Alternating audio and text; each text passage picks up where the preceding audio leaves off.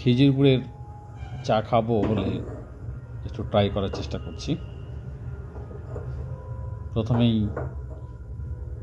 Filter water নিয়ে নিলাম ক্যানের মধ্যে, ওভেন জ্বালিয়ে শুরু করে দিলাম। সঙ্গে অ্যাড করছি খেজুর গুড়, লিকুইডটা অবশ্যই। তারপর দেখছি বয়েলিং হচ্ছে, বেশ সুন্দর কালারটাও এসছে। তার সঙ্গে ফ্লেভার পাচ্ছি আমি একটা সুন্দর ফ্লেভার। সঙ্গে দার্জিলিং চা পাতা আছে,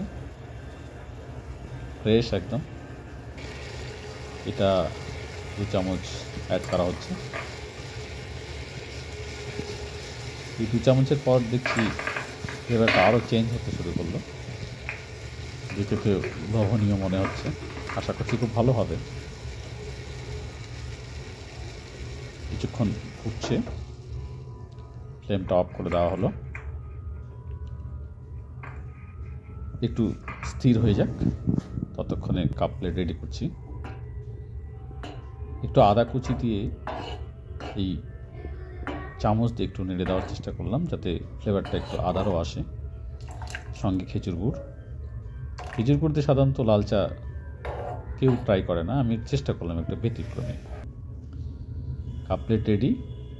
বা ছাকনা দিয়ে খুব সুন্দর করে ছেঁকে নেব, যাতে চা পাতা কোনো মতেই কাপের মধ্যে না যায়, কারণ মুখে পড়লে খুব বাজে লাগে।